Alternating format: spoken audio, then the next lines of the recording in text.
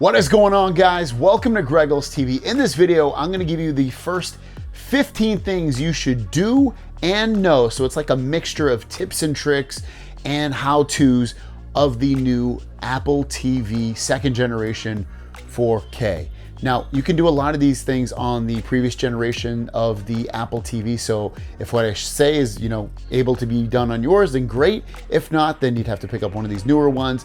With that said, let's jump into the 15 things. All right, so the first thing I'm gonna show you is how to rearrange these apps. Then what you're gonna do is go to the app that you wanna move. Like say I wanna move my app store over. So what I'm gonna do is press and hold on the select button until I see it wiggling, and now at this point I can move it anywhere that I'd like, up, down, left, right, anywhere. So once I'm done with that, all I'm gonna do is again hit that same button that I was pressing and holding. I'm just gonna tap it, and there you go, it will set in place. You can do that with any of these apps right here. That's how you rearrange any of them. Next, we're gonna go into settings. That's right here. It's this little gear, it says settings, go into there, go into general.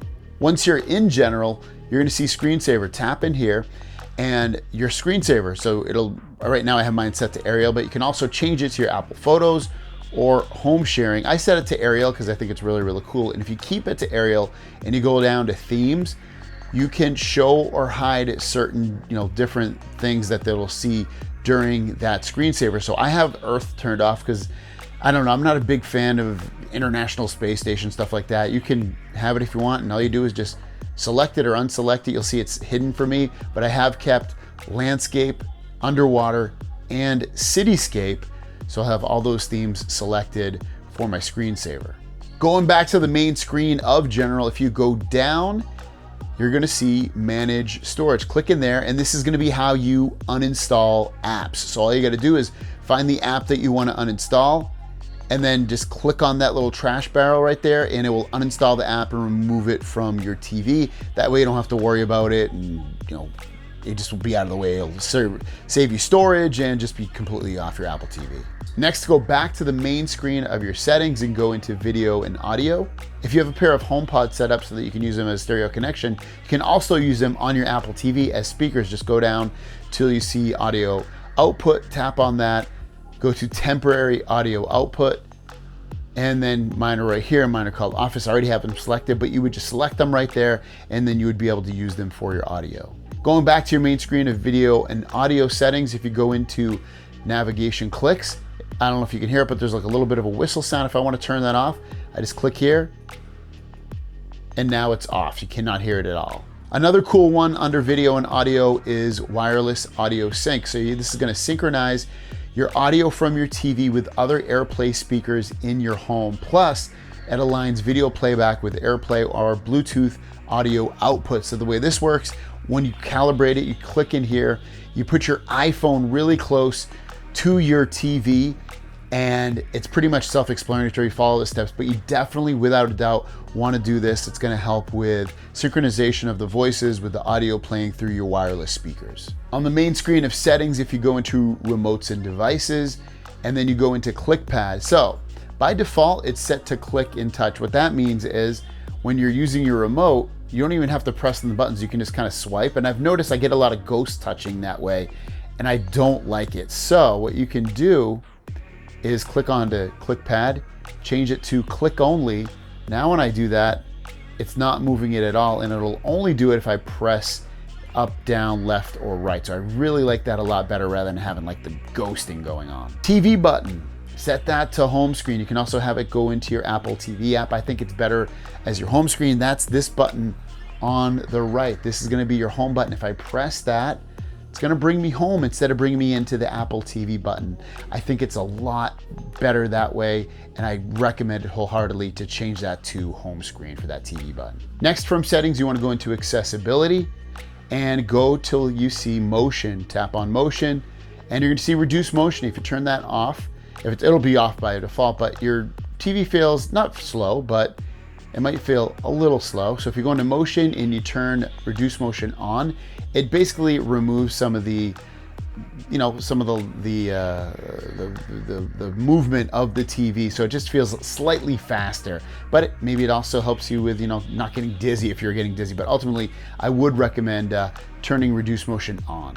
On the main screen of settings, go into System, go into Software Updates, and this is where you can automatically install your updates. I would advise you to put automatically update on, but you can also, without a doubt, just come into Update Software and check for updates automatically and install them without having to wait for your system to automatically update.